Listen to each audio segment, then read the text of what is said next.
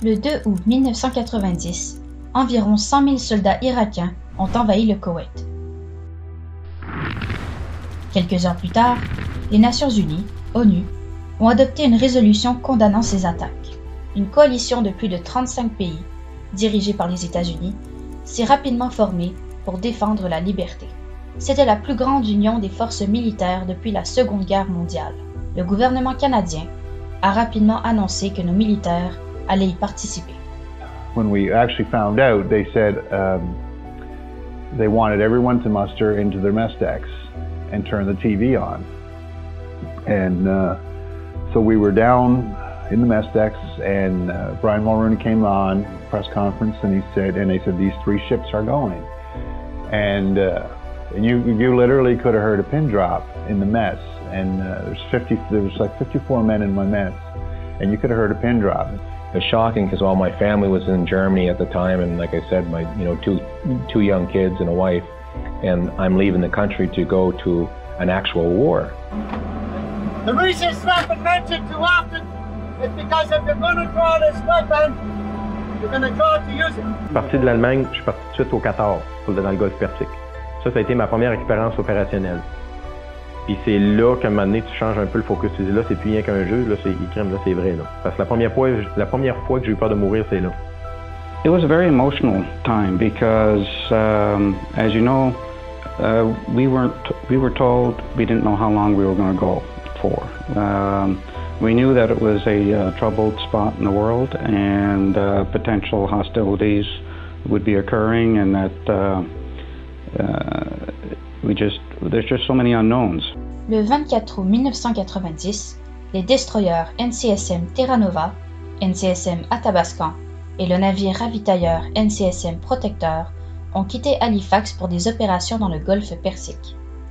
Le 8 octobre 1990, les premiers chasseurs à réaction CF-18 du Canada sont arrivés au Moyen-Orient.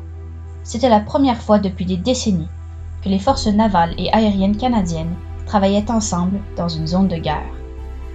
Here was a strange place, and it was 11,000 miles away from home, and we had to support 3 ships, 300 sailors aboard each ship, of which we had women as well. First time they'd ever sailed into combat. First time the Canadian government had legislated that this was a war, and that yes, you go with the crews you've got. It was quite a remarkable experience just to get out there.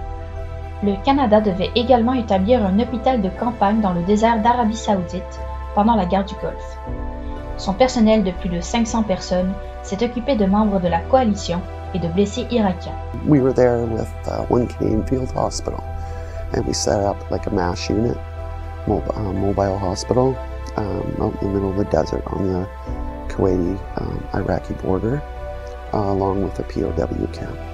On était à une place qui s'appelait Al-Kazuma, qui est au nord-est de l'Arabie Saoudite. On était environ à peut-être 30-40 kilomètres des lignes du Koweït. Puis, bien entendu, avec tout ce qu'on peut s'imaginer, on n'était quand même pas directement là au front, mais avec les obus qu'on peut voir, qu'on peut entendre. The tense moments going through a minefield, you don't have time to think about morale when you're going through a real minefield. For 72 hours the ship is all closed down, there's no fresh air, you can hear a pin drop for 72 hours, you try that at home.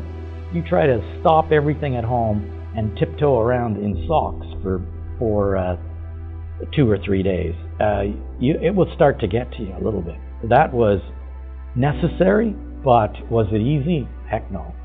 I always remember the Chief of Staff, Wolf Cutter, full Colonel U.S. Army, called me at 2:30 in the morning. He says, "Don, the first Scuds have just landed in Tel Aviv." We all know, we joke about it, that war is 90% boredom and 10% terror, and it's true. Des centaines de soldats d'infanterie canadiens ont également été déployés au Moyen-Orient pendant la guerre du Golfe. Ils devaient aider à protéger les bases canadiennes qui s'y trouvaient et assurer la sécurité pour permettre à d'autres de s'acquitter de leurs fonctions. Les 16 et 17 janvier 1991, les forces de la coalition ont lancé une campagne aérienne dévastatrice après qu'un ultimatum exigeant le retrait des troupes irakiennes n'a pas été respecté. Cette opération a été suivie d'une offensive terrestre qui a débuté le 24 février et qui a rapidement chassé les troupes irakiennes du Koweït. Alors que les Irakiens battaient en retraite, ils ont mis le feu à des centaines de puits de pétrole koweïtiens. Whenever we went on the upper decks, we wore surgical masks, and so because we were breathing that stuff in, so we wore masks, but there wasn't really anything to see. It was just gray. It was like a cloudy, foggy day, except really hot. And I remember running my finger on the side of on the side of the ship, and it was charcoal black from the soot. That was, and you didn't feel clean. It was your skin was oily. It was very disgusting. Les théâtres de guerre, par exemple celui du Golfe Persique au début des années 1990, sont des endroits dangereux. Aucun Canadien n'a perdu la vie pendant la guerre du Golfe, mais les conditions stressantes ont fait des ravages.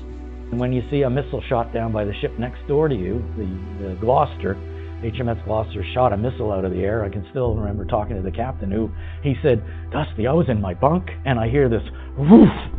And he said, I went flying into the ops room and said, "What was that?" That was a missile, an anti-missile missile. "Whose missile?" he says. "Yours, sir," says the combat officer on duty. And they fired a missile to take a missile out from Iraq. And we were within 3 miles of that engagement. Lots of tense moments. Plus de 4000 Canadiens ont servi pendant la guerre du Golfe qui a pris fin le 28 février 1991.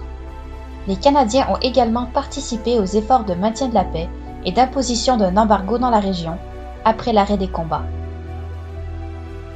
La guerre du Golfe a été un chapitre important de l'histoire militaire de notre pays et nous nous souviendrons toujours des braves Canadiens qui ont défendu la paix et la liberté pendant ce conflit.